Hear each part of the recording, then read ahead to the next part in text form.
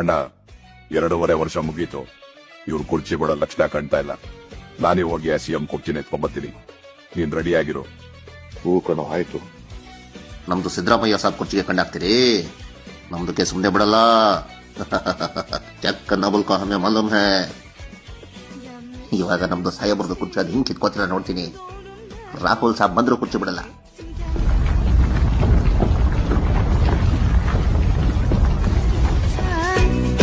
Yardım nerede?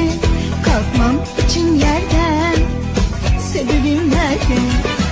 Bitti derken her şey yeniden. ಏ Zameer, Derken sabrım ಇದೇನೋ ಒಂಥರ ಅಂಟಿಕಣಂಗ್ ಆಗ್ತಿದಿಲ್ಲಪ್ಪ ಇದು.